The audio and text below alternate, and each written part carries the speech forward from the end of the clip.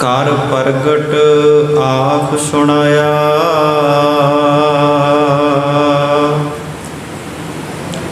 ਸਤਿਗੁਰ ਮਿਲਿਐ ਸਦਾ ਮੁਕਤ ਹੈ, ਜਿਨ ਵਿੱਚੋਂ ਮੋਹ ਚੁਕਾਇਆ। ਉੱਤਮ ਇਹ ਵਿਚਾਰ ਹੈ, ਜਿਨ ਸੱਚੇ ਸਿਉ ਚਿਤ ਲਾਇਆ। ਜਗ ਜੀਵਨ ਦਾਤਾ ਪਾਇਆ।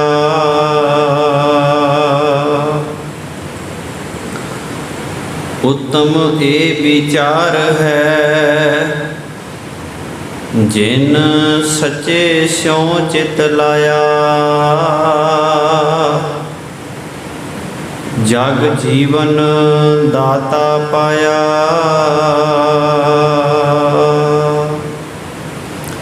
ਵਾਹਿਗੁਰੂ ਜੀ ਕਾ ਖਾਲਸਾ, ਵਾਹਿਗੁਰੂ ਜੀ ਕੀ ਫਤਿਹ। ਪਰਮ ਸਨਮਾਨਯੋਗ ਧੰਨ ਧੰਨ ਸ਼ਬਦ ਗੁਰੂ ਸਾਹਿਬ ਸ੍ਰੀ ਗੁਰੂ ਗ੍ਰੰਥ ਸਾਹਿਬ ਸੱਚੇ ਪਾਤਸ਼ਾਹ ਜੀ ਮਹਾਰਾਜ, ਤਿਨਾਂ ਦੀ ਪਾਵਨ ਹਜ਼ੂਰੀ ਦੇ ਅੰਦਰ ਸੁਭਾਏਮਾਨ ਅਤੀ ਸਤਿਕਾਰਯੋਗ ਸਤਸੰਗੀ ਜਨੋ, ਸਤਿਗੁਰਾਂ ਜੀ ਦੀ ਅਪਾਰ ਬਖਸ਼ਿਸ਼ ਕਿਰਪਾ ਰਹਿਮਤ ਦੇ ਸਦਕਾ ਅਸੀਂ ਸਤਿਗੁਰੂ ਜੀ ਦੇ ਪਾਵਨ ਦਰਬਾਰ ਅੰਦਰ ਸ਼ਾਮਾਂ ਵੇਲੇ ਤੇ ਇਹਨਾਂ ਦੀਵਾਨਾਂ ਦੇ ਵਿੱਚ ਹਾਜ਼ਰੀਆਂ ਭਰ ਰਹੇ ਹਾਂ। ਆਪ ਸਰਬੱਤ ਸੰਗਤ ਮੇਰੇ ਤੋਂ ਪਹਿਲਾਂ ਸਤਿਕਾਰਯੋਗ ਭਾਈ ਸਾਹਿਬ ਹੋਰਾਂ ਜੀ ਦੇ ਜਥੇ ਪਾਸੋਂ ਸਤਿਗੁਰੂ ਜੀ ਦੀ ਬਾਣੀ ਦਾ ਇਲਾਹੀ ਕੀਰਤਨ ਬੜੇ ਪਿਆਰ ਅਤੇ ਸਤਿਕਾਰ ਦੇ ਨਾਲ ਸ਼ਰਵਣ ਕਰ ਰਹੇ ਸੀ। ਹੁਣ ਕੁਝ ਕੁ ਸਮਾਂ ਪ੍ਰਾਪਤ ਹੋਇਆ ਹੈ ਆਪ ਜੀ ਦੇ ਨਾਲ ਸਤਿਗੁਰੂ ਜੀ ਦੀ ਬਾਣੀ ਦੇ ਵਿਚਾਰ ਸਾਂਝੇ ਕਰਨ ਦਾ। ਲੜੀਵਾਰ ਚੱਲ ਰਹੀ ਇਸ ਵਿਆਖਿਆ ਦੇ ਅੰਦਰ ਅੱਜ ਜਿਸ ਪਾਵਨ ਪੌੜੀ ਦਾ ਪਾਠ ਮੈਂ ਆਪ ਸੰਗਤ ਨਾਲ ਸਾਂਝਾ ਕੀਤਾ ਹੈ, ਇਹ ਪਾਵਨ ਪੌੜੀ ਸਿੱਖ ਧਰਮ ਦੇ ਬਾਨੀ ਧੰਨ ਗੁਰੂ ਨਾਨਕ ਸਾਹਿਬ ਸੱਚੇ ਪਾਤਸ਼ਾਹ ਮਹਾਰਾਜ ਜੀ ਨੇ ਆਪਣੇ ਮੁਖਾਰ ਬਿੰਦ ਤੋਂ ਉਚਾਰਨ ਕੀਤੀ ਹੈ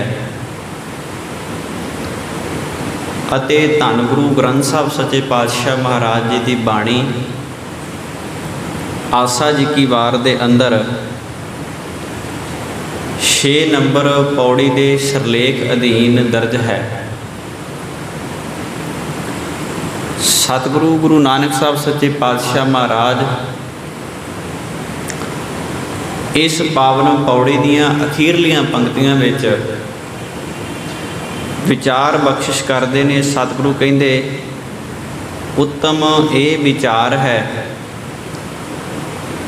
ਉੱਤਮ ਦਾ ਮਤਲਬ ਹੁੰਦਾ ਹੈ ਸ੍ਰੇਸ਼ਟ। ਸਤਿਗੁਰੂ ਕਹਿੰਦੇ ਨੇ ਇਹ ਵਿਚਾਰ ਸ੍ਰੇਸ਼ਟ ਹੈ, ਇਹ ਵਿਚਾਰ ਉੱਤਮ ਹੈ।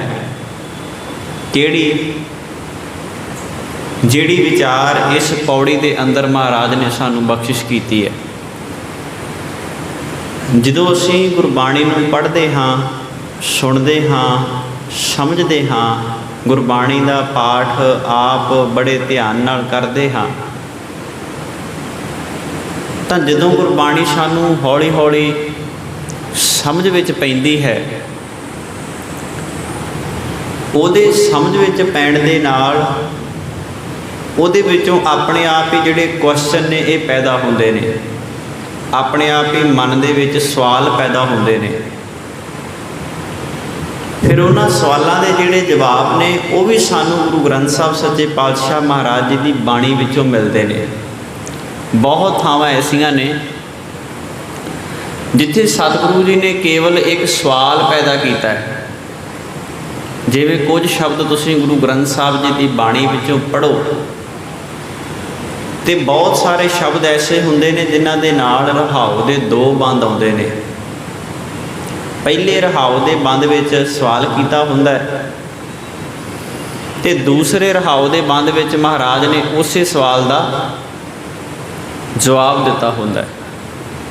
ਕਿਉਂਕਿ ਬਾਣੀ ਬਹੁਤੀ ਜਿਹੜੀ ਹੈ ਇਹ ਜਦੋਂ ਮਨ ਦੇ ਅਟੈਚਮੈਂਟ ਦੇ ਨਾਲ ਜੁੜਦੀ ਹੈ, ਮਨ ਨੂੰ ਸਮਝਾਉਂਦੀ ਹੈ, ਤੇ ਜਦੋਂ ਵੀ ਸਿੱਖਣ ਦੀ ਭਾਵਨਾ ਬੰਦੇ ਵਿੱਚ ਆਉਂਦੀ ਹੈ ਤੇ ਸਭ ਤੋਂ ਪਹਿਲਾਂ ਬੰਦਾ ਸਵਾਲ ਕਰਦਾ ਹੈ। ਸਵਾਲ ਕਰਨ ਦਾ ਮਤਲਬ ਇਹ ਹੁੰਦਾ ਵੀ ਹੁਣ ਬੰਦੇ ਨੂੰ ਇਹ ਚੀਜ਼ ਸਮਝ ਆ ਰਹੀ ਹੈ। ਟੀਚਰ ਹੈ ਨਾ, ਕਲਾਸ ਵਿੱਚ ਪੜ੍ਹਾਉਂਦਾ ਹੈ, ਜਿਹੜਾ ਬੱਚਾ ਟੀਚਰ ਨੂੰ ਕਲਾਸ ਵਿੱਚ ਸਭ ਤੋਂ ਵੱਧ ਸਵਾਲ ਕਰੇ ਤਾਂ ਮਤਲਬ ਹੈ ਉਸ ਬੱਚੇ ਨੂੰ ਟੀਚਰ ਦੀ ਕਹੀ ਹੋਈ ਗੱਲ ਦੇ ਬਾਰੇ ਪਤਾ ਲੱਗ ਰਿਹਾ ਹੈ, ਸਮਝ ਵਿੱਚ ਆ ਰਹੀ ਹੈ ਉਹ ਗੱਲ। ਤੇ ਕੁਝ ਕਲਾਸ ਦੇ ਵਿੱਚ ਐਸੇ ਬੱਚੇ ਵੀ ਹੁੰਦੇ ਨੇ ਜਿਨ੍ਹਾਂ ਨੂੰ ਸਮਝ ਕੁਝ ਨਹੀਂ ਆਉਂਦੀ। ਜੇ ਸਮਝ ਨਹੀਂ ਆਉਂਦੀ ਤੇ ਫਿਰ ਸਵਾਲ ਵੀ ਨਹੀਂ ਕੀਤਾ ਜਾ ਸਕਦਾ। ਸਵਾਲ ਬੰਦਾ ਕਿਸੇ ਚੀਜ਼ ਨੂੰ ਸਮਝ ਕੇ ਕਰਦਾ ਹੈ ਨਾ। ਬੱਚਾ ਆਪਣੇ ਮਾਤਾ ਪਿਤਾ ਦੇ ਨਾਲ ਸਵਾਲ ਜਵਾਬ ਕਰਦਾ ਹੈ, ਸਮਝ ਕੇ ਕਿਸੇ ਚੀਜ਼ ਨੂੰ ਕਰਦਾ ਹੈ। ਸਮਝਣ ਤੋਂ ਬਿਨਾਂ ਤਾਂ ਸਵਾਲ ਆ ਨਹੀਂ ਸਕਦਾ। ਧੰਨ ਗੁਰੂ ਗ੍ਰੰਥ ਸਾਹਿਬ ਸੱਚੇ ਪਾਤਸ਼ਾਹ ਮਹਾਰਾਜ ਜੀ ਦੀ ਬਾਣੀ ਵੀ ਇਸੇ ਤਰੀਕੇ ਨਾਲ ਹੀ ਹੈ। ਜਦੋਂ ਪੜ੍ਹਨੀ ਹੈ ਤੇ ਇਹਦੇ ਵਿੱਚ ਬੇਅੰਤ ਸਾਨੂੰ ਸਵਾਲ ਮਿਲ ਜਾਂਦੇ ਨੇ। ਤੇ ਕਈ ਵਾਰੀ ਕੀ ਹੁੰਦਾ, ਬੰਦਾ ਜਦੋਂ ਸਧਾਰਨ ਤੌਰ 'ਤੇ ਉਹਨਾਂ ਪੰਕਤੀਆਂ ਨੂੰ ਪੜ੍ਹੀ ਜਾਂਦਾ ਹੈ, ਅੱਖਰੀ ਅਰਥ ਵੇਖ ਕੇ ਸਵਾਲ ਦਾ ਪਤਾ ਨਹੀਂ ਲੱਗਦਾ। ਅਸੀਂ ਗੁਰਬਾਣੀ ਦੇ ਅਰਥ ਅਨਰਥ ਕਰ ਦਿੰਦੇ ਹਾਂ। ਗੁਰਬਾਣੀ ਦੇ ਅਰਥਾਂ ਤੋਂ, ਗੁਰਬਾਣੀ ਦੇ ਸਿਧਾਂਤ ਤੋਂ ਬੰਦਾ ਦੂਰ ਜਾਂਦਾ ਹੈ। ਜਦੋਂ ਅਸੀਂ ਜਪਜੀ ਸਾਹਿਬ ਦੀ ਪਹਿਲੀ ਪੌੜੀ ਪੜ੍ਹਦੇ ਹਾਂ, ਸਤਿਗੁਰੂ ਪਹਿਲੀ ਪੌੜੀ ਵਿੱਚ ਕਹਿੰਦੇ ਨੇ, ਸੋਚੈ ਸੋਚ ਨਾ ਹੋਵੇ, ਜੇ ਸੋਚੀ ਲੱਖ ਵਾਰ। ਹੁਣ ਇਸ ਪਹਿਲੀ ਪੰਕਤੀ ਦੇ ਵਿਦਵਾਨਾਂ ਨੇ ਕਈ ਤਰ੍ਹਾਂ ਦੇ ਅਰਥ ਕੀਤੇ ਹੋਏ ਨੇ। ਪਹਿਲੀ ਪੰਕਤੀ ਦੇ ਕਈ ਤਰ੍ਹਾਂ ਦੇ ਤੁਹਾਨੂੰ ਇੱਥੋਂ ਤੱਕ ਵੀ ਜਪਜੀ ਸਾਹਿਬ ਦੀ ਬਾਣੀ ਦੇ ਉੱਪਰ ਹੀ ਲਗਭਗ 100 ਤੋਂ ਵੱਧ ਟੀਕਾ ਤੁਹਾਨੂੰ ਮਿਲ ਜਾਏਗਾ ਕੱਲੀ ਜਪਜੀ ਸਾਹਿਬ ਦੀ ਬਾਣੀ ਵਿੱਚ ਹੀ। ਕਈਆਂ ਨੇ ਇਹਦੇ ਅਰਥ ਕੀਤੇ ਨੇ, ਸੋਚਣ ਦੇ ਨਾਲ ਕੁਝ ਨਹੀਂ ਹੁੰਦਾ, ਜਿੰਨਾ ਮਰਜ਼ੀ ਤੂੰ ਸੋਚੀ ਜਾ। ਪਰ ਜਿਹੜੇ ਪ੍ਰੋਫੈਸਰ ਸਾਹਿਬ ਸਿੰਘ ਜੀ ਨੇ ਅਰਥ ਕੀਤੇ ਨੇ, ਤੁਸੀਂ ਉਹਨਾਂ ਦੀ ਸਟੀਕ ਕੱਢ ਕੇ ਤੇ ਉਹਨਾਂ ਅਰਥਾਂ ਨੂੰ ਕਦੀ ਪੜ੍ਹਿਓ ਤੇ ਵਾਚਿਓ। ਉਹ ਆਪਣੀ ਨਿਤਨੇਮ ਦੀ ਸਟੀਕ ਦੇ ਵਿੱਚ ਲਿਖਦੇ ਨੇ ਵੀ ਸੋਚੈ ਸੋਚ ਨਾ ਹੋਵਈ, ਜੇ ਸੋਚੀ ਲੱਖ ਵਾਰ। ਜਿੰਨਾ ਮਰਜ਼ੀ ਤੂੰ ਤੀਰਥਾਂ 'ਤੇ ਜਾ ਕੇ ਇਸ਼ਨਾਨ ਕਰ ਲਾ, ਪਰ ਜੇ ਤੇਰੇ ਅੰਦਰ ਗੁਰੂ ਵਾਲੀ ਵਿਚਾਰ ਨਹੀਂ ਤੇ ਤੂੰ ਸੁੱਚਾ ਵੀ ਨਹੀਂ ਹੈਗਾ। ਸੁੱਚਾ ਬੰਦੇ ਨੇ ਕਿੱਦਾਂ ਹੋਣਾ ਭਲਾ? ਗੁਰੂ ਦੀ ਵਿਚਾਰ ਦੇ ਨਾਲ। ਤੇ ਸਾਡਾ ਸਮਾਜ ਸੁੱਚੇ ਹੋਣ ਦੀ ਕੀ ਡੈਫੀਨੇਸ਼ਨ ਦਿੰਦਾ? ਅਸੀਂ ਕਈ ਵਾਰੀ ਸ਼ਬਦ ਨਹੀਂ ਵਰਤਦੇ ਜਦੋਂ ਸਾਡੇ ਘਰ ਵਿੱਚ ਕੋਈ ਬਾਹਰੋਂ ਮਹਿਮਾਨ ਆਵੇ ਤੇ ਉਹਦੇ ਅਸੀਂ ਹੱਥ ਧਵਾਈਏ ਤੇ ਅਸੀਂ ਕਈ ਵਾਰੀ ਉਹਨੂੰ ਸ਼ਬਦ ਵਰਤਦੇ ਹਾਂ ਵੀ ਆਪਣੇ ਹੱਥ ਸੁੱਚੇ ਕਰ ਲਓ, ਆਪਣੇ ਹੱਥ ਸੁੱਚੇ ਕਰ ਲਓ। ਹੱਥ ਸੁੱਚੇ ਨਹੀਂ ਕਦੀ ਹੁੰਦੇ, ਹੱਥਾਂ ਦੀ ਸਿਰਫ ਸਫਾਈ ਕੀਤੀ ਜਾ ਸਕਦੀ ਹੈ। ਹੱਥਾਂ ਨੂੰ ਸੁੱਚੇ ਨਹੀਂ ਕੀਤਾ ਜਾ ਸਕਦਾ। ਮੂੰਹ ਸੁੱਚਾ ਨਹੀਂ ਕੀਤਾ ਜਾ ਸਕਦਾ, ਮੂੰਹ ਦੀ ਸਫਾਈ ਕੀਤੀ ਜਾ ਸਕਦੀ ਹੈ। ਭਗਤ ਰਵਿਦਾਸ ਜੀ ਦਾ ਇੱਕ ਬੜਾ ਪਿਆਰਾ ਸ਼ਬਦ ਬਾਣੀ ਵਿੱਚ ਆਉਂਦਾ ਹੈ। ਭਗਤ ਰਵਿਦਾਸ ਜੀ ਆਪਣੀ ਬਾਣੀ ਵਿੱਚ ਸ਼ਬਦ ਦੇ ਰਾਹੀਂ ਸਮਝਾਉਂਦੇ ਨੇ। ਕਹਿੰਦੇ ਇੱਕ ਦਿਨ ਕੀ ਹੋਇਆ, ਮੈਂ ਮੰਦਰ ਦੇ ਵਿੱਚ ਚੱਲਿਆ ਸਾਂ ਫੁੱਲ ਲੈ ਕੇ, ਫੁੱਲਾਂ ਦੇ ਨਾਲ ਮੰਦਰ ਦੇ ਵਿੱਚ ਮੈਂ ਪੂਜਾ ਕਰਨ ਚੱਲਿਆ ਸਾਂ। ਤੇ ਕਹਿੰਦੇ ਜਦੋਂ ਪੂਜਾ ਕਰਨ ਵਾਲੇ ਥਾਂ 'ਤੇ ਪਹੁੰਚਿਆ ਤੇ ਮੈਂ ਫੁੱਲ ਖਰੀਦੇ ਤੇ ਉੱਥੋਂ ਬਾਅਦ 'ਚ ਮੈਨੂੰ ਪਤਾ ਲੱਗਾ ਵੀ ਫੁੱਲ ਤਾਂ ਸੁੱਚੇ ਨਹੀਂ, ਫੁੱਲ ਵੀ ਝੂਠੇ ਹੁੰਦੇ ਨੇ। ਕਿਹੜੀ ਸੁੱਚੀ ਚੀਜ਼ ਹੈ ਜਿਹਦੇ ਨਾਲ ਰੱਬ ਦੀ ਪੂਜਾ ਕੀਤੀ ਜਾਏ? ਫੁੱਲ ਤਾਂ ਸੁੱਚੇ ਨਹੀਂ, ਕਿਉਂਕਿ ਬ੍ਰਹਮ ਪਾਤੀ ਵਿਸ਼ਨ ਡਾਰੀ ਫੂਲ ਸ਼ੰਕਰ ਦਿਓ, ਤੀਨ ਦੇਵ ਪ੍ਰਤੱਖ ਤੋੜੈ ਕਰੈ ਕਿਸ ਕੀ ਸੇਵ। ਬਾਬਾ ਕਬੀਰ ਸਾਹਿਬ ਕਹਿੰਦੇ ਨੇ 3 ਦੇਵਤੇ ਨੇ ਪ੍ਰਤੱਖ ਤੋੜੇ ਜਾ ਰਹੇ ਨੇ, ਕਿੱਦਾਂ ਸੇਵਾ ਕੀਤੀ ਜਾਏ ਰੱਬ ਦੀ? ਕਹਿੰਦੇ ਜਦੋਂ ਮੰਦਰ ਦੇ ਵਿੱਚ ਦੁੱਧ ਚੜਾਉਣ ਵਾਸਤੇ ਗਿਆ ਤੇ ਮੈਨੂੰ ਪਤਾ ਲੱਗਾ ਦੁੱਧ ਵੀ ਝੂਠਾ, ਦੁੱਧ ਵੀ ਸੁੱਚਾ ਨਹੀਂ। ਦੁੱਧ ਤਾਂ ਬਸ਼ਰ ਹੈ, ਥਨੋਂ ਬਿਟਾਰਿਓ, ਦੁੱਧ ਵੀ ਝੂਠਾ, ਦੁੱਧ ਸੁੱਚਾ ਥੋੜ੍ਹੀ ਹੈ। ਤੇ ਜਿਹੜੀ ਚੀਜ਼ ਹੈ ਹੀ ਝੂਠੀ ਉਹਦੇ ਨਾਲ ਫਿਰ ਰੱਬ ਦੀ ਪੂਜਾ ਕਿੱਦਾਂ ਕੀਤੀ ਜਾ ਸਕਦੀ ਹੈ? ਸਵਾਲ ਹੈ ਨਾ ਬੜਾ ਵੱਡਾ। ਪੰਡਤ ਕਹਿੰਦਾ ਸੀ ਮੰਦਰ ਦੇ ਵਿੱਚ ਰੱਖੀ ਹੋਈ, ਸਥਾਪਨ ਕੀਤੀ ਹੋਈ ਮੂਰਤੀ ਹੈ, इस मूर्ति दे नाल रब नूं पाक पवित्र किया जाएगा, भगवान की मूर्ति नूं साफ किया जाएगा। भगत रविदास जी कहते किहड़े दुध की गल करदा, दुध भी तो झूठा है ना। जदों दुध चोया जाता है उहदे तो पहला गां ते गां दे बच्चे बच्छा जां बच्छी, जे मझ का दुध है कट्टा जां कट्टी पहला मझ के थल्ले पाए जाते हैं, उदों बाद उह तो दुध चोया जाता है। भगत रविदास जी कहते दुध तो तेरा झूठा है, दुध किदां सच्चा हो गया। कई बार असीं नहीं कहते भी ना ना ये ना बाबा जी का दुध है, इनू हाथ ना लाओ। बाबा जी किसी के हाथ की चीज़ नहीं खाते, बाबा जी का समुंदर ही पींदे ने, समुंदर ही उन्हों का आहार है, क्योंकि समुंदर सब तो सुच्चा हुंदा है। भगत रविदास जी कहते हैं तेरा दुध भी झूठा है। तुसीं नहीं वेख्या मंदिरां दे विच कच्ची लस्सी दे नाल मंदिर धोते जाते हैं, उन्हां दी सफाई की जाती है। वैसे हौली हौली अज ये मर्यादा साडे गुरुद्वारियां दे विच भी आ गई है। गुरुद्वारियां दे विच भी कच्ची लस्सी दे नाल सवेरे सवेरे गुरुद्वारे नूं साफ किया जाता है, उहदे नाल उहनूं धोता जाता है। असीं भी हौली हौली मंदिरां दी तर्ज ते उन्हां दी नकल उतारदे उन्हां दीयां रीसां करदे करदे असीं भी किते ना किते अज विपरण की रीत का शिकार होंदे जा रहे हैं। असीं जो बाणी विच लिखिया असीं वो नहीं पढ़िया। भगत रविदास जी कहते ने दूध तां बछड़ै थनो बिटारिओ, कहते दुध भी बच्चे ने झूठा किया होया, फिर किहड़ी सुची चीज़ है जिहदे नाल रब की पूजा की जाए। अगे फिर महाराज कहते फूल भंवर जल मीन बिगारिओ, कहते फुल लैके मैं रब की पूजा करने वास्ते चलिया। तुसीं कदी वेखिओ मंदिरां दे बाहर बड़े फुल वेखदे हुंदे ने, उन्हां फुल्लां दे नाल फिर भगवान नूं खुश किया जाता है, उन्हां फुल्लां दे नाल मंदिरां दी सजावट की जाती है, उन्हां फुल्लां दे नाल रब नूं रिझाया जाता है। भगत रविदास जी कहते ने तेरे फुल भी झूठे ने जिहड़े तू रब दे अगे पेश कर रहा है। फुल सुच्चे थोड़ा है, क्योंकि फुल दे उपर पहला भंवरा सुगंधी लैके ते जा चुका है, फुल दे उपर भंवरा सुगंधी लैके जा चुका है, फुल भी तेरे झूठे ने, फिर तू किदां रब नूं खुश करेगा। तो अज ये साध संगत मर्यादा साडे गुरुद्वारियां विच नहीं हैगी। आ हुण गुरु ग्रंथ साहब सच्चे पातशाह महाराज जी का प्रकाश पुरब लंघ के हटिया, पहला प्रकाश पुरब। मूल नानकशाही कैलेंडर मुताबक प्रकाश पुरब सी 1 सितंबर 1604 ईस्वी जिहड़ा मनाया जा रहा है, पर पंथक रीति के अनुसार जिहड़ा कैलेंडर श्री अकाल तख्त साहब के वलों छापिया जाता है, उहदे विच उन्होंने तरीक 7 सितंबर दी है, तो 7 सितंबर नूं पहला प्रकाश पुरब दरबार साहब दे विच मनाया गया। तुसीं हैरान होगे,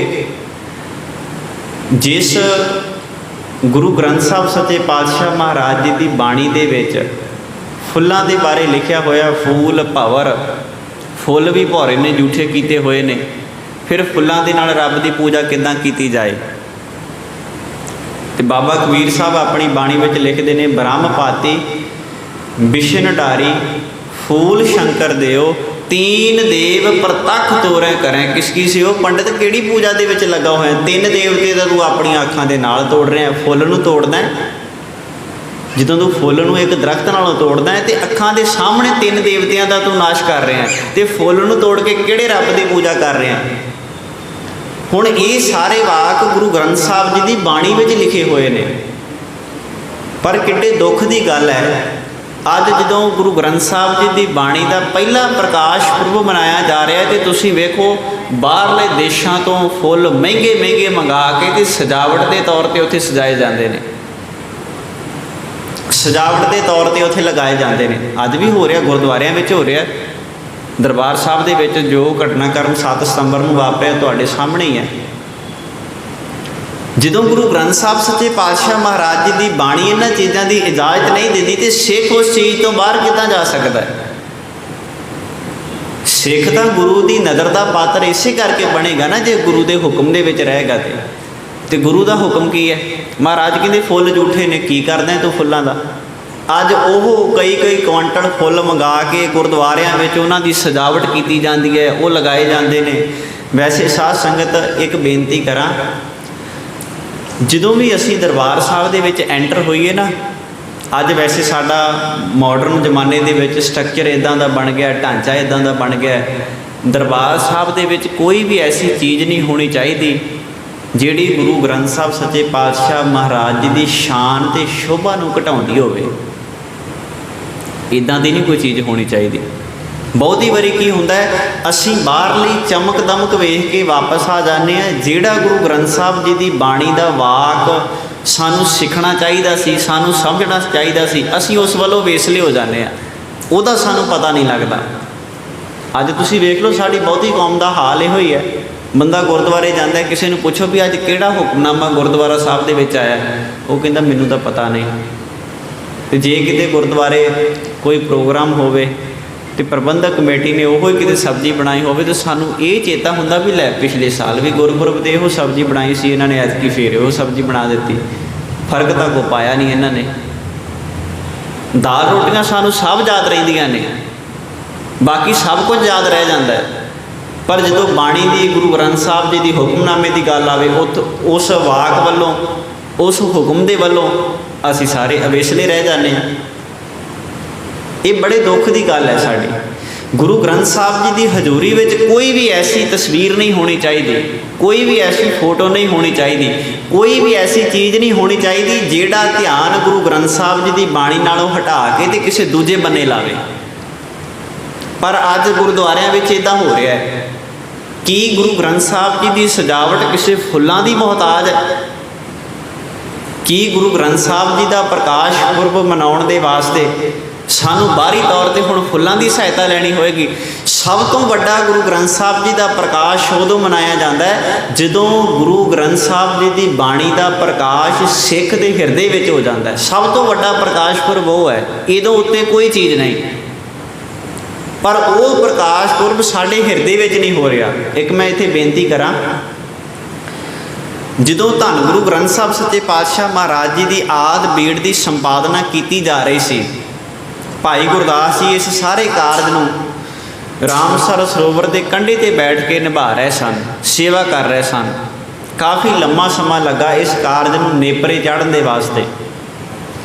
ਧੰਨ ਗੁਰੂ ਅਰਜਨ ਸਾਹਿਬ ਸੱਚੇ ਪਾਤਸ਼ਾਹ ਮਹਾਰਾਜ ਆਪ ਆਪਣੇ ਇਹਨਾਂ ਕਰ ਕਮਲਾਂ ਦੇ ਨਾਲ ਸੇਵਾ ਕਰ ਰਹੇ ਸਨ।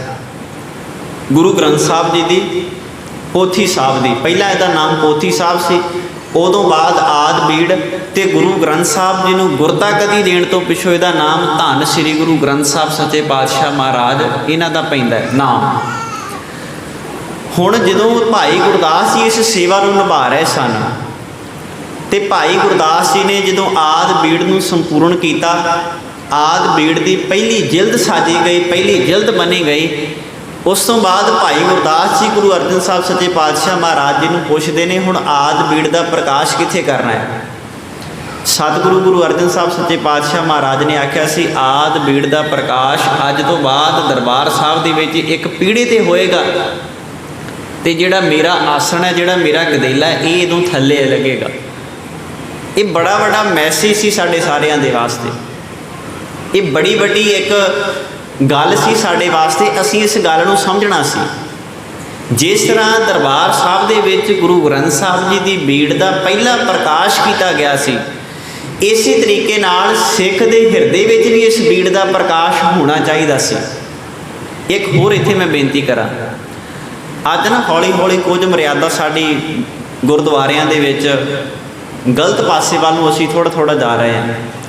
ਤੁਸੀਂ ਵੇਖੋ, ਜਿਹੜਾ ਦਰਬਾਰ ਸਾਹਿਬ 'ਤੇ ਪ੍ਰਕਾਸ਼ ਹੁੰਦਾ ਹੈ ਨਾ ਗੁਰੂ ਗ੍ਰੰਥ ਸਾਹਿਬ ਜੀ ਦੀ ਬੀੜ ਦਾ, ਉਹ ਅੱਜ ਵੀ ਇੱਕ ਪੀੜ੍ਹੇ 'ਤੇ, ਸਧਾਰਨ ਪੀੜ੍ਹੇ 'ਤੇ ਹੋ ਰਿਹਾ। ਇਹਦਾ ਭਾਵ ਸੀ ਜਿਹੜੀ ਵੀ ਸੰਗਤ ਆਵੇ ਦੂਰੋਂ ਗੁਰੂ ਗ੍ਰੰਥ ਸਾਹਿਬ ਜੀ ਦੀ ਬਾਣੀ ਦੇ ਦਰਸ਼ਨ ਕਰ ਸਕੇ। ਜੇ ਕੋਈ ਬੰਦਾ ਉੱਪਰ ਖਲੋਤਾ ਹੋਵੇ, ਬਾਣੀ ਨੂੰ ਪੜ੍ਹ ਸਕੇ, ਬਾਣੀ ਨੂੰ ਸਮਝ ਸਕੇ। ਪਰ ਅੱਜ ਅਸੀਂ ਸਤਿਕਾਰ ਦੇ ਨਾਂ 'ਤੇ ਹੌਲੀ ਹੌਲੀ ਸਿੱਖਾਂ ਨੂੰ ਗੁਰੂ ਗ੍ਰੰਥ ਸਾਹਿਬ ਜੀ ਦੀ ਬਾਣੀ ਤੋਂ ਦੂਰ ਕਰਨ ਦਾ ਯਤਨ ਕੀਤਾ। ਮੈਂ ਕਈ ਵਾਰੀ ਵੇਖਦਾ ਹੁੰਦਾ ਇੱਥੇ ਮਾਲਵੇ ਦੇ ਵਿੱਚ ਬਹੁਤੇ ਪਿੰਡਾਂ ਦੇ ਗੁਰਦੁਆਰੇ ਅੱਜ ਇੱਦਾਂ ਦੇ ਬਣੇ ਹੋਏ ਨੇ ਵੀ ਉਹਨਾਂ ਦੇ ਦੁਆਲੇ ਦੁਆਲੇ ਇੱਕ ਸਤਿਕਾਰ ਦੇ ਨਾਂ 'ਤੇ ਇੱਕ ਸ਼ੀਸ਼ਾ ਦੁਆਲੇ ਦੁਆਲੇ ਲਾ ਦਿੱਤਾ ਜਾਂਦਾ ਵੀ ਗੁਰੂ ਗ੍ਰੰਥ ਸਾਹਿਬ ਜੀ ਦੀ ਬਾਣੀ ਦੇ ਨੇੜੇ ਨਹੀਂ ਕੋਈ ਜਾ ਸਕਦਾ, ਇਹਨੂੰ ਪੜ੍ਹ ਨਹੀਂ ਕੋਈ ਸਕਦਾ। ਸਿੱਖ ਦੇ ਮਨ ਵਿੱਚ ਡਰ ਪੈਦਾ ਕੀਤਾ ਗਿਆ। ਬਹੁਤ ਸਾਰੇ ਪਿੰਡਾਂ ਦੇ ਵਿੱਚ ਗੁਰਦੁਆਰੇ ਬਣੇ ਨੇ, ਗੁਰੂ ਗ੍ਰੰਥ ਸਾਹਿਬ ਜੀ ਦੀ ਬਾਣੀ ਸਰੂਪ ਅੰਦਰ ਪ੍ਰਕਾਸ਼ ਹੈ, ਇੱਕ ਸਿੱਖ ਤਾਬਿਆਂ ਦੇ ਉੱਪਰ ਬੈਠਾ ਹੋਇਆ ਤੇ ਦੁਆਲੇ ਦੁਆਲੇ ਉਹਦੇ ਇੱਕ ਸ਼ੀਸ਼ਾ ਲਾਇਆ ਹੋਇਆ। ਇੱਕ ਤਾਂ ਅਸੀਂ ਆਮ ਸਧਾਰਨ ਪਾਲਕੀ ਵਿੱਚ ਗੁਰੂ ਗ੍ਰੰਥ ਸਾਹਿਬ ਜੀ ਦਾ ਪ੍ਰਕਾਸ਼ ਕੀਤਾ, ਇੱਕ ਦੁਆਲੇ ਦੁਆਲੇ ਸ਼ੀਸ਼ਾ ਲੈ ਸਿੱਖ ਬਾਹਰੋਂ ਹੀ ਉਹਨੂੰ ਨਮਸਕਾਰ ਕਰਦਾ, ਬਾਹਰੋਂ ਨਮਸਕਾਰ ਕਰਕੇ ਫਿਰ ਸਿੱਖ ਆਪਣੇ ਘਰ ਨੂੰ ਚਲਾ ਜਾਂਦਾ ਹੈ। ਬਾਣੀ ਦੇ ਪ੍ਰਤੀ ਸਾਡੇ ਮਨ ਦੇ ਵਿੱਚ ਡਰ ਪੈਦਾ ਕੀਤਾ ਗਿਆ ਹੈ। ਅਤੇ ਫਿਰ ਜਦੋਂ ਬਾਣੀ ਪੜ੍ਹਨੀ ਹੈ, ਫਿਰ ਬਾਣੀ ਪੜ੍ਹਨ ਦਾ ਤਰੀਕਾ ਇੱਦਾਂ ਦਾ ਰੱਖਿਆ ਵੀ ਤੁਸੀਂ ਮੂੰਹ ਬੰਨ੍ਹ ਲਓ ਅਤੇ ਮੂੰਹ ਬੰਨ੍ਹ ਕੇ ਜਿਹੜਾ ਉਹ ਸਿੱਖ ਨੇ ਬਾਣੀ ਪੜ੍ਹਨੀ ਹੈ ਸੁਚਮਤਾ ਦੇ ਨਾਲ। ਤੁਸੀਂ ਕਦੀ ਇਤਿਹਾਸ ਵਿੱਚ ਇਹ ਨਹੀਂ ਪੜ੍ਹਿਆ ਹੋਏਗਾ ਵੀ ਗੁਰੂ ਨਾਨਕ ਸਾਹਿਬ ਸੱਚੇ ਪਾਤਸ਼ਾਹ ਮਹਾਰਾਜ ਭਾਈ ਮਰਦਾਨੇ ਨੂੰ ਕਹਿੰਦੇ ਹੋਣਗੇ, ਮਰਦਾਨਿਆਂ ਤੂੰ ਮੂੰਹ ਬੰਨ੍ਹ ਲੈ, ਬਾਣੀ ਆਈ ਹੈ, ਹੁਣ ਆਪਾਂ ਬਾਣੀ ਸੰਗਤਾਂ ਦੇ ਨਾਲ ਸਾਂਝੀ ਕਰਨੀ ਹੈ। ਅਸਲ 'ਚ ਸਤਿਕਾਰ ਦੇ ਨਾਂ 'ਤੇ ਹੌਲੀ ਹੌਲੀ ਸਾਨੂੰ ਗੁਰੂ ਗ੍ਰੰਥ ਸਾਹਿਬ ਜੀ ਦੀ ਬਾਣੀ ਨਾਲੋਂ ਤੋੜਿਆ ਗਿਆ। ਇੱਕੋ ਹੀ ਉਹਨਾਂ ਦਾ ਮਕਸਦ ਸੀ ਵੀ ਕਿਤੇ ਇਹਨਾਂ ਨੂੰ ਜ਼ੁਬਾਨ ਹਿਲਦੀ ਤੋਂ ਵੀ ਪਤਾ ਨਾ ਲੱਗ ਜੇ ਵੀ ਕਿਹੜਾ ਸ਼ਬਦ ਪੜ੍ਹਿਆ ਜਾ ਰਿਹਾ, ਅਤੇ ਕਰ ਅਸੀਂ ਸਾਰਾ ਕੁਝ ਹੋ ਰਹੇ ਹਾਂ ਜਿਹੜਾ ਗੁਰੂ ਗ੍ਰੰਥ ਸਾਹਿਬ ਜੀ ਦੀ ਬਾਣੀ ਵਿੱਚ ਕਰਨ ਨੂੰ ਮਨ੍ਹਾ ਕੀਤਾ ਹੋਇਆ। ਕਰ ਅਸੀਂ ਸਾਰਾ ਕੁਝ ਹੋ ਰਹੇ ਹਾਂ। ਸੁਚਮਤਾ ਦੇ ਨਾਂ 'ਤੇ, ਪਵਿੱਤਰਤਾ ਦੇ ਨਾਂ 'ਤੇ ਸਾਡੀ ਕੌਮ ਅੱਜ ਗੁਰੂ ਗ੍ਰੰਥ ਸਾਹਿਬ ਜੀ ਦੀ ਬਾਣੀ ਨਾਲੋਂ ਟੁੱਟਦੀ ਜਾ ਰਹੀ ਹੈ। ਫਿਰ ਮਨਾਂ ਵਿੱਚ ਡਰ ਇੱਦਾਂ ਦਾ ਪੈਦਾ ਕੀਤਾ ਗਿਆ, ਜੇ ਬਾਣੀ ਗਲਤ ਪੜ੍ਹੀ ਗਈ ਤਾਂ ਪਾਪ ਲੱਗੇਗਾ। ਫਿਰ ਪਾਪਾਂ ਤੋਂ ਬਾਅਦ ਨਰਕਾਂ ਸਵਰਗਾਂ ਦੀ ਵਿਆਖਿਆ ਇੱਦਾਂ ਦੀ ਕੀਤੀ ਗਈ ਹੈ, ਜੇ ਬੰਦਿਆ ਮਾੜੇ ਕੰਮ ਕਰੇਗਾ ਅਤੇ ਮਰਨ ਤੋਂ ਬਾਅਦ ਤੈਨੂੰ ਤੱਤੇ ਕੜਾਹਿਆਂ ਦੇ ਵਿੱਚ ਪਾਇਆ ਜਾਊਗਾ, ਜਾਮ ਆਉਣਗੇ ਤੈਨੂੰ ਲੈ ਕੇ ਜਾਣਗੇ। ਇਹ ਸਾਰੀ ਵਿਆਖਿਆ ਮਰਨ ਤੋਂ ਬਾਅਦ ਪੈਦਾ ਕੀਤੀ ਗਈ। ਅਤੇ ਗੁਰੂ ਗ੍ਰੰਥ ਸਾਹਿਬ ਸੱਚੇ ਪਾਤਸ਼ਾਹ ਮਹਾਰਾਜ ਜੀ ਦੀ ਬਾਣੀ ਨੇ ਮਰਨ ਤੋਂ ਬਾਅਦ ਦੀ ਗੱਲ ਨਹੀਂ ਕੀਤੀ। ਸਤਿਗੁਰ ਤਾਂ ਕਹਿੰਦੇ ਨੇ ਮਰਨ ਤੋਂ ਬਾਅਦ ਪਤਾ ਹੀ ਨਹੀਂ ਬੰਦਾ ਕਿੱਥੇ ਚਲਾ ਜਾਂਦਾ ਹੈ। ਇਹ ਤਾਂ ਪੰਡਤ ਬ੍ਰਾਹਮਣ ਕਹਿੰਦਾ ਸੀ ਵੀ ਤੁਹਾਡਾ ਬਾਪੂ ਫਲਾਨੀ ਜੂਨ ਵਿੱਚ ਪਿਆ ਹੋਇਆ, ਤੁਹਾਡੇ ਬਾਪੂ ਦੀ ਗਤੀ ਨਹੀਂ ਹੋਈ, ਜੇ ਗਤੀ ਕਰਨੀ ਹੈ, ਜੇ ਉਹਦਾ ਸੱਚੀ ਕੁਝ ਸੁਧਾਰ ਕਰਨਾ ਚਾਹੁੰਦੇ ਹੋ, ਮੈਨੂੰ ਘਰ ਵਿੱਚ ਸੱਦੋ, ਪ੍ਰਸ਼ਾਦਾ ਪਾਣੀ ਛਕਾਓ, ਉਹਦੇ ਨਾਂ ਦਾ ਸਰਾਧ ਕਰੋ, ਤਾਂ ਕਿਤੇ ਜਾ ਕੇ ਤੁਹਾਡੇ ਬਾਪੂ ਦੀ ਗਤੀ ਹੋਏਗੀ। ਇਹ ਪੰਡਤ ਕਹਿੰਦਾ ਸੀ ਸਾਰੀਆਂ ਗੱਲਾਂ। ਇਹ ਗੁਰਮਤ ਨਹੀਂ ਸੀ, ਸਿੱਖੀ ਦੀ ਮਰਿਆਦਾ ਨਹੀਂ ਸੀ। ਪਰ ਇਹ ਸਾਰੀ ਮਰਿਆਦਾ ਅੱਜ ਸਾਡੇ ਗੁਰਦੁਆਰਿਆਂ ਵਿੱਚ ਆ ਗਈ, ਸਾਡੇ ਘਰਾਂ ਵਿੱਚ ਆ ਗਈ। ਜਦੋਂ ਪ੍ਰਾਣੀ ਚੜ੍ਹਾਈ ਕਰਦਾ ਗੁਰਦੁਆਰਿਆਂ ਵਿੱਚ ਮੰਜਾ, ਬਿਸਤਰਾ, ਕੌਲੀ, ਚਮਚਾ, ਗਲਾਸ ਅਸੀਂ ਸਾਰਾ ਕੁਝ ਦੇ ਕੇ ਜਾਂਦੇ ਹਾਂ। ਤੁਸੀਂ ਵੇਖਿਆ ਨਹੀਂ ਵੀ ਗੁਰਦੁਆਰੇ ਵਿੱਚ ਕਈ ਵਾਰੀ ਉਹ ਮੰਜੇ ਪਏ ਹੁੰਦੇ ਨੇ ਪੁਰਾਣੇ ਜਿਹੇ, ਜਿਨ੍ਹਾਂ ਦਾ ਵਾਣ ਬੜਾ ਬਿਰਲਾ ਜਿਹਾ ਕੱਤਿਆ ਹੁੰਦਾ ਹੈ, ਅਤੇ ਉਹਦੀ ਪੈਂਦ ਵੀ ਬਿਰਲੀ ਜਿਹੀ ਪਾਈ ਹੁੰਦੀ ਹੈ, ਰਜਾਈ ਵੀ ਮਾੜੀ ਮੋਟੀ ਜੀ, ਉਹ ਅਸੀਂ ਆਣ ਕੇ ਗੁਰਦੁਆਰੇ ਦੇ ਜਾਂਦੇ ਹਾਂ। ਅਸੀਂ ਬੰਦੇ ਦੇ ਮਰਨ ਤੋਂ ਬਾਅਦ ਬਹੁਤ ਅਡੰਬਰ ਕਰਦੇ ਹਾਂ, ਪਰ ਜੀਂਦੇ ਜੀ ਅੱਜ ਕੋਈ ਸੇਵਾ ਕਰਨ ਵਾਸਤੇ ਤਿਆਰ ਨਹੀਂ। ਆਹ ਦੁਆਬੇ ਏਰੀਏ ਦੇ ਵਿੱਚ ਜਦੋਂ ਅਸੀਂ ਜਾਈਦਾ, ਲੋਕਾਂ ਨੇ ਦੁਆਬੇ ਏਰੀਏ ਦੇ ਵਿੱਚ ਬਹੁਤ ਸਾਰੀਆਂ ਆਪਣੇ ਬਜ਼ੁਰਗਾਂ ਦੀਆਂ ਮਟੀਆਂ ਆਪਣੇ ਖੇਤਾਂ ਦੇ ਵਿੱਚ ਬਣਾਈਆਂ ਹੋਈਆਂ ਨੇ। ਅਤੇ ਜੇ ਉਹਨਾਂ ਨੂੰ ਪੁੱਛੋ ਵੀ ਇਹ ਕੀ ਹੈ, ਆਂਦੇ ਵੀ ਬਾਪੂ ਮਰਨ ਤੋਂ ਬਾਅਦ ਸਾਨੂੰ ਸਤਾਉਂਦਾ ਹੈ, ਸਾਨੂੰ ਡਰ ਆਉਂਦਾ ਹੈ, ਅਤੇ ਉਹਨੇ ਆਖਿਆ ਸੀ ਮੇਰੇ ਨਾਂ ਦੀ ਮਟੀ ਖੇਤਾਂ ਵਿੱਚ ਬਣਾ ਦਿਓ, ਅਤੇ ਅਸੀਂ ਬਣਾ ਦਿੱਤੀ। ਹੁਣ ਥੋੜ੍ਹੀ ਜਿਹੀ ਸੁੱਖ ਸ਼ਾਂਤੀ ਹੈ ਵੀ ਜਦੋਂ ਜੀਂਦੇ ਜੀ ਉਹਨਾਂ ਦੀ ਸੇਵਾ ਨਹੀਂ ਕੀਤੀ, ਮਰਨ ਤੋਂ ਬਾਅਦ ਹੁਣ ਉਹ ਗੱਲਾਂ ਮਨ ਦੇ ਵਿੱਚ ਖੜਕਦੀਆਂ ਨੇ। ਜੀਂਦੇ ਜੀ ਬਾਪੂ ਨੂੰ ਟਾਈਮ ਨਾਲ ਰੋਟੀ ਨਹੀਂ ਖਵਾਉਣੀ, ਜੇ ਕਿਤੇ ਸਵੇਰੇ ਉਹਨੇ ਭੁੱਲ ਭੁਲੇਖੇ ਰੋਟੀ ਮੰਗ ਹੀ ਲੈਣੀ ਤੇ ਕਹਿ ਦੇਣਾ ਤੈਨੂੰ ਬੜੀ ਭੁੱਖ ਲੱਗੀ ਹੈ, ਲਾ ਲੈਂਦੇ ਹਾਂ, ਕੋਈ ਗੱਲ ਨਹੀਂ, ਸਬਰ ਕਰ, ਜੀਰਾ ਕਰ। ਜੀਂਦੇ ਜੀ ਸੇਵਾ ਨਹੀਂ ਕਰਨੀ। ਮਰਨ ਤੋਂ ਬਾਅਦ ਫਿਰ ਭੋਗ 'ਤੇ ਵੱਡੇ ਵੱਡੇ ਲੰਗਰ ਲਾਏ ਜਾਂਦੇ ਨੇ, ਮਠਿਆਈਆਂ ਵੰਡੀਆਂ ਜਾਂਦੀਆਂ ਨੇ। ਮਰਨ ਤੋਂ ਬਾਅਦ ਫਿਰ ਬਹੁਤ ਕੁਝ ਕੀਤਾ ਜਾਂਦਾ ਹੈ।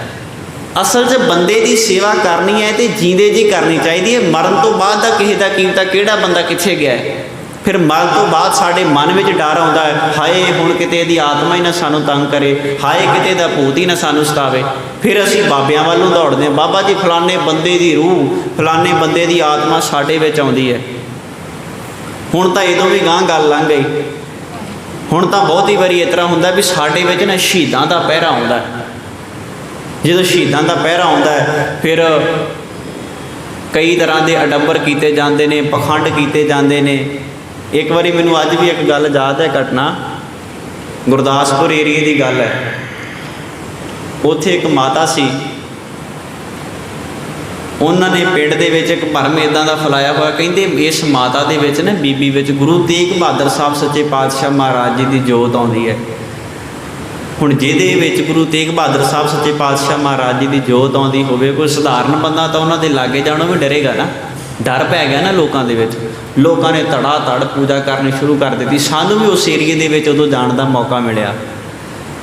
ਜਦੋਂ ਅਸੀਂ ਉੱਥੇ ਗਏ, ਉਹ ਬੀਬੀ ਸਾਹਮਣੇ ਬੈਠੀ ਹੋਈ ਹੈ, ਵਾਲ ਉਹਨੇ ਖਿਲਾਰੇ ਹੋਏ ਨੇ, ਜਿਸ ਤਰ੍ਹਾਂ ਅਡੰਬਰ ਕੀਤਾ ਜਾਂਦਾ, ਵਾਲ ਉਹਨੇ ਖਿਲਾਰੇ ਹੋਏ ਨੇ। ਸਾਰੇ ਲੋਕ ਜਿਹੜੇ ਆਉਂਦੇ ਨੇ, ਕੋਈ 100 ਰੁਪਈਆ ਰੱਖ ਰਿਹਾ, ਕੋਈ 500 ਰੁਪਈਆ ਰੱਖ ਰਿਹਾ, ਮੱਥਾ ਟੇਕ ਕੇ ਸਾਰੇ ਆਪੋ ਆਪਣੇ ਘਰਾਂ ਨੂੰ ਤੁਰਦੇ ਜਾ ਰਹੇ ਨੇ। ਜਦੋਂ ਅਸੀਂ ਨੇੜੇ ਗਏ, ਅਸੀਂ ਆਖਿਆ ਜੀ ਤੁਹਾਡੇ ਵਿੱਚ ਗੁਰੂ ਤੇਗ ਬਹਾਦਰ ਸਾਹਿਬ ਜੀ ਦੀ ਜੋਤ ਆਉਂਦੀ? ਉਹਨਾਂ ਕੋਲ ਜਵਾਬ ਦਿੱਤਾ ਹਾਂਜੀ। ਅਸੀਂ ਆਖਿਆ ਜੀ ਬਹੁਤਾ ਕੁਝ ਅਸੀਂ ਤੁਹਾਡੇ ਕੋਲੋਂ ਨਹੀਂ ਪੁੱਛਣਾ, ਸਾਨੂੰ ਇੱਕੋ ਹੀ ਗੱਲ ਦੱਸ ਦਿਓ ਵੀ ਗੁਰੂ ਤੇਗ ਬਹਾਦਰ ਸਾਹਿਬ ਜੀ ਦੀ ਸ਼ਹਾਦਤ ਕਦੋਂ ਹੋਈ ਸੀ ਭਲਾ। ਬਹੁਤਾ ਕੁਝ ਨਹੀਂ ਪੁੱਛਣਾ, ਤੁਹਾਨੂੰ ਪਤਾ ਹੀ ਹੋਏਗਾ ਵੀ ਤੁਹਾਡੇ 'ਚ ਜੋਤ ਆਉਂਦੀ ਹੈ ਵੀ ਗੁਰੂ ਤੇਗ ਬਹਾਦਰ ਸਾਹਿਬ ਜੀ ਦੀ ਸ਼ਹਾਦਤ ਕਦੋਂ ਹੋਈ ਹੈ ਭਲਾ। ਉਹਨੇ ਸਾਡੇ ਵੱਲ ਇੱਕਦਮ ਵੇਖਿਆ, ਜਿਹੜੇ ਆਸੇ ਪਾਸੇ ਲੋਕ ਬੈਠੇ ਸਨ ਸਾਰੇ ਇਸ ਵਾਰਤਾ ਨੂੰ ਬੜੇ ਧਿਆਨ ਨਾਲ ਸੁਣ ਰਹੇ ਸੀ। ਜਵਾਬ ਨਹੀਂ ਦਿੱਤਾ, ਚੁੱਪ ਰਹੇ।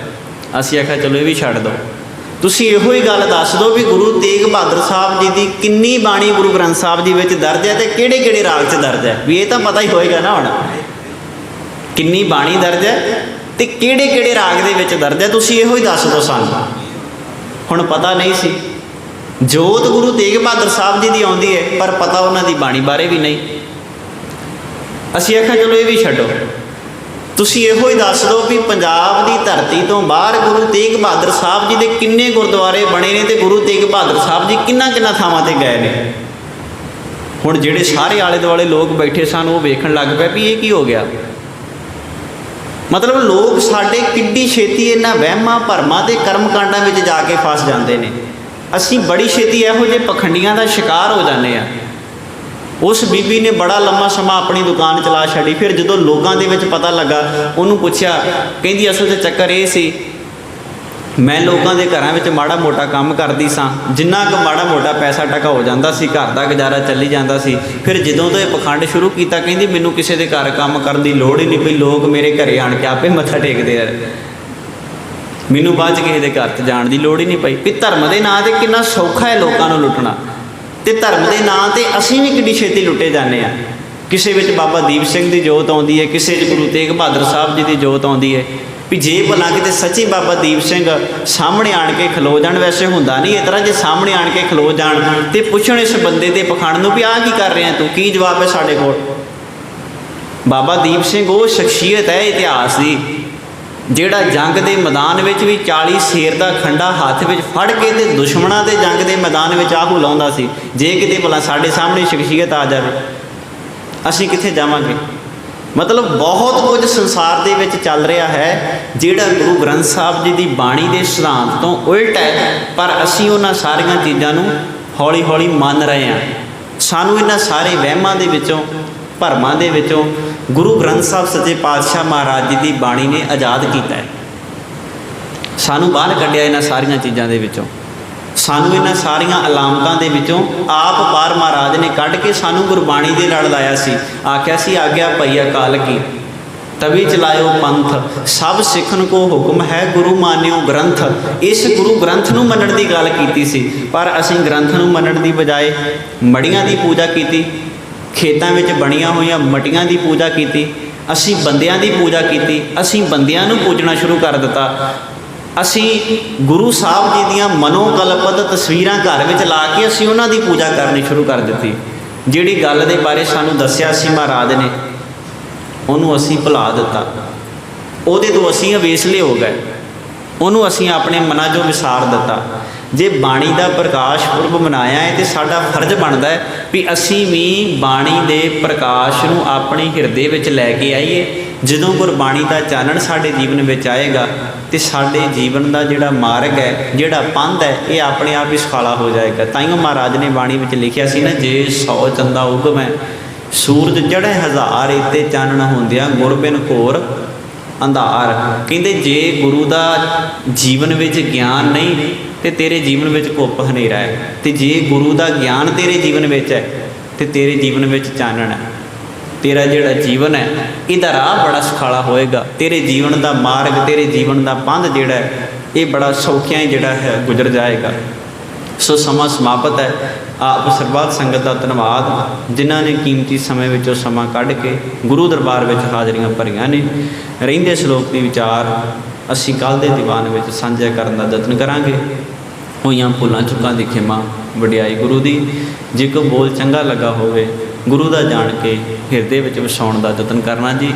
ਅੰਤ ਵਿੱਚ ਬੁਲਾਓ ਫਤਿਹ ਆਖੋ ਜੀ। ਵਾਹਿਗੁਰੂ ਜੀ ਕਾ ਖਾਲਸਾ, ਵਾਹਿਗੁਰੂ ਜੀ ਕੀ ਫਤਿਹ।